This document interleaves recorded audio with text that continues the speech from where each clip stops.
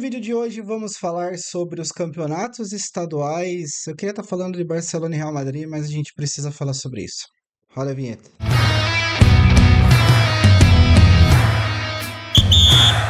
Olá pessoas, sejam bem-vindos ao meu canal. Eu sou o Johnny e eu queria estar falando que o Barcelona botou o Real Madrid para mamar.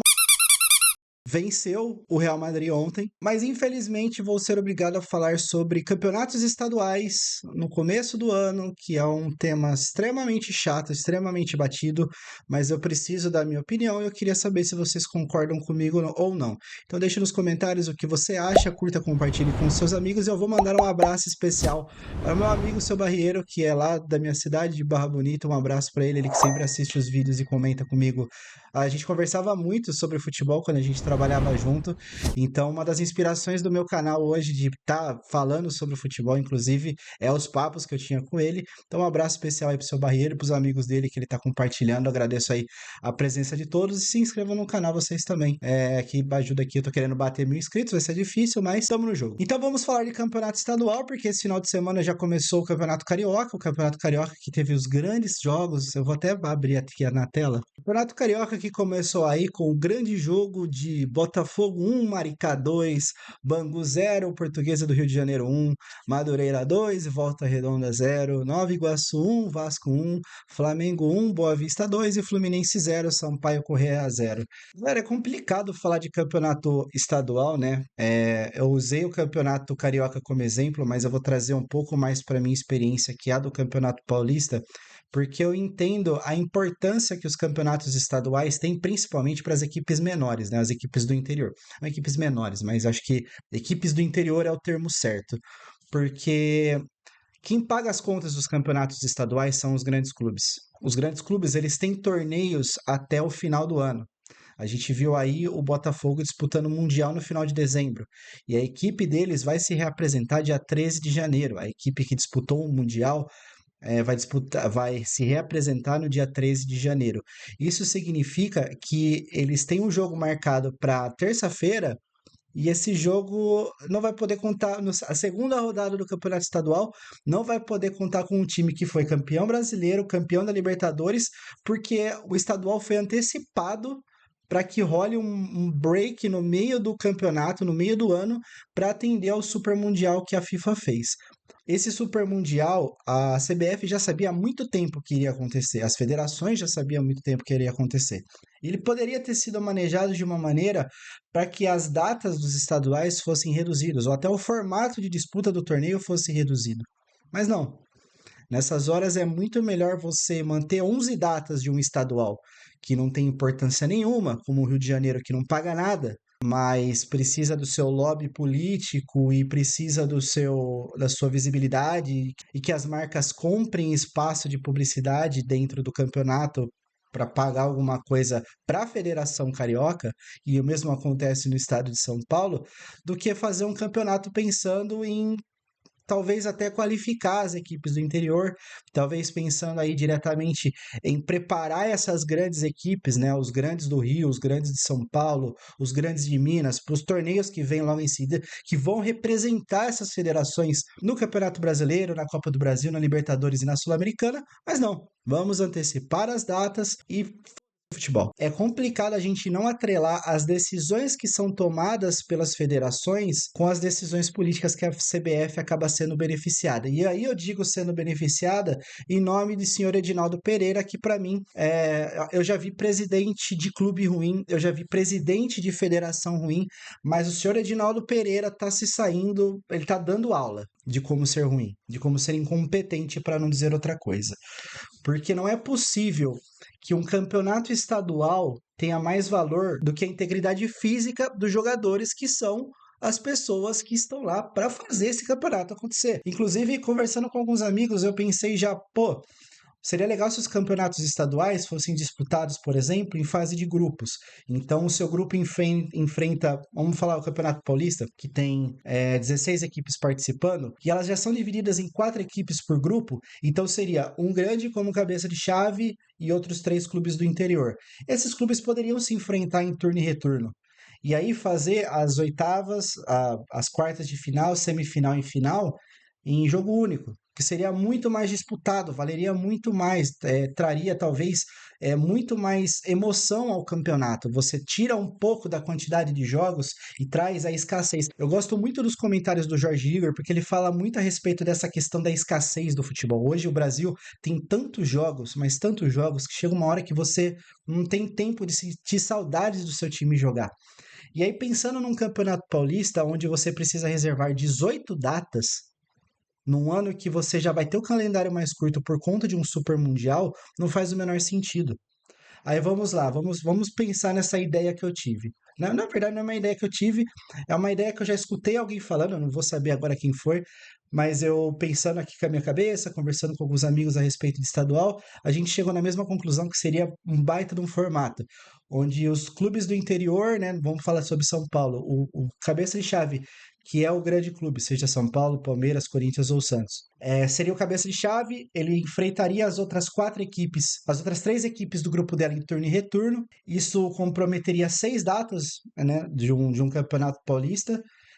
E depois ele fosse disputado em jogos de mata único, né? Então, venceu, perdeu, o melhor colocado, com a melhor pontuação, tem a vantagem de decidir em casa, e a final pode até ser feita em 2 jogos, ou sei lá, em um campo neutro, um campo como o Pacaembu, que seria pô, uma baita de uma promoção para o Campeonato Paulista ser disputado no estádio mais tradicional de São Paulo, que é o Pacaembu, ou então até levar para fora do estado, que seja, leve para o Mané Garrincha, leve para o Maracanã. Olha a diferença que você, a importância que você dá para a final do campeonato, que seja em jogo único, mas você trabalhar dessa maneira para que as equipes elas tenham mais tempo de preparação, elas tenham menos jogos nos primeiros 2 meses do ano, onde as equipes precisam treinar e trabalhar fisicamente os atletas para que não aconteçam a quantidade de lesões que acontecem anualmente. Você vê jogadores rompendo o ligamento e ficando um ano, aí ele volta a jogar no começo do ano,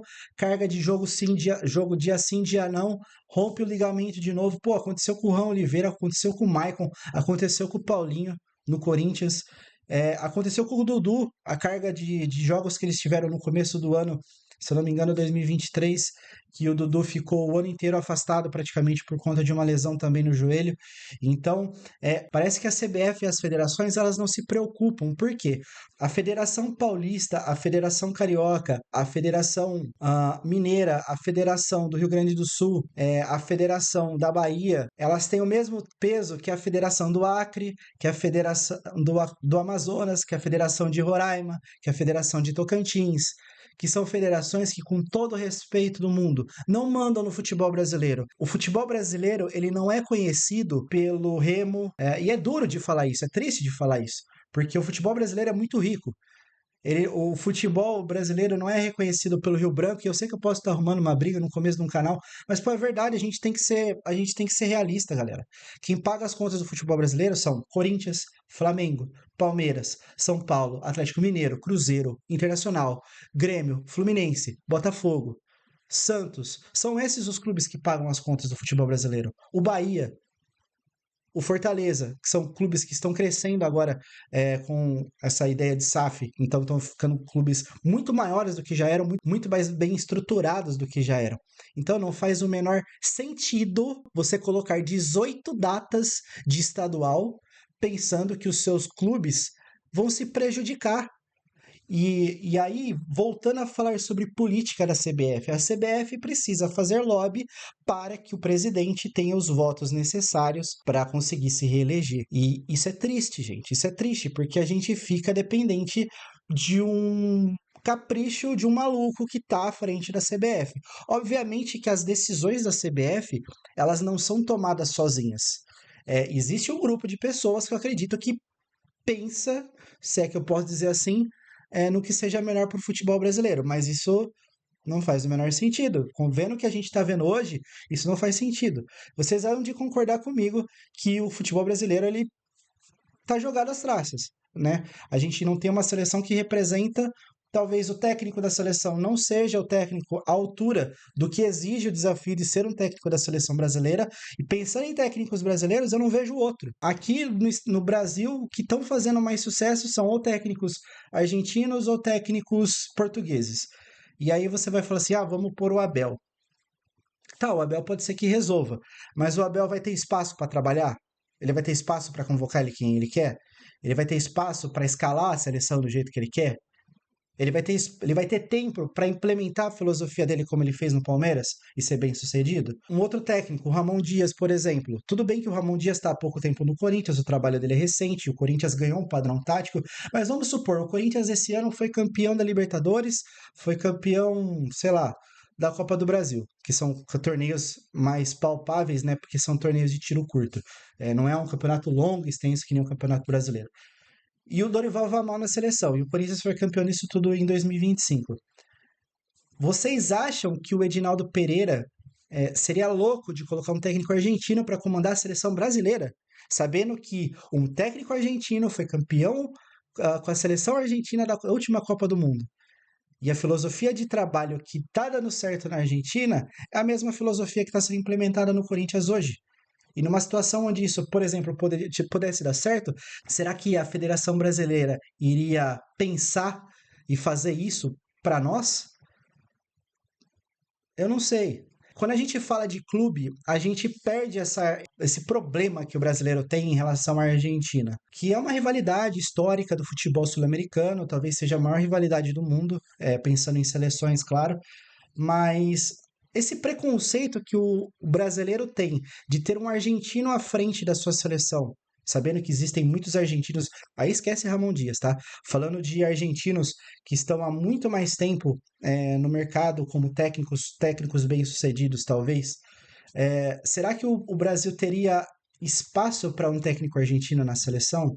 E aí eu questiono, a gente deixa de ser brasileiro por ter um técnico argentino na seleção? Eu acho que não.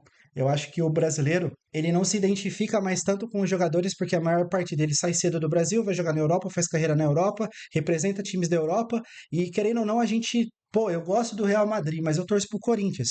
E num jogo entre Real Madrid e Corinthians, Madrid, entendeu? Eu vou torcer pro Corinthians. Eu sei que a missão de vencer o Real Madrid é impossível, considerando o elenco que eles têm. Mas eu vou torcer pro Corinthians. Assim como eu tenho uma simpatia pelo Chelsea, e quando o Corinthians enfrentou o Chelsea, foda-se o Chelsea. Então, eu queria colocar esse ponto de reflexão para saber se a gente precisa ser egoísta a esse ponto de não manter uma ideia de um técnico argentino, um técnico colombiano, um técnico uruguaio na seleção brasileira, única e exclusivamente porque eles são nossos adversários. Enquanto a gente vê já técnicos brasileiros que pingaram em seleções de outros países aqui na América do Sul e se deram bem.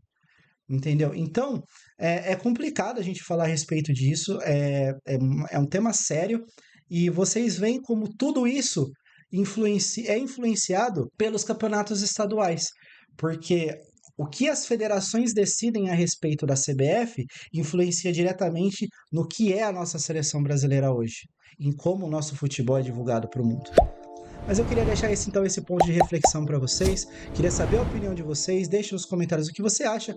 Curta, compartilhe com os seus amigos para eles darem a opinião deles também. E a gente volta no próximo vídeo. Falou, valeu e até a próxima!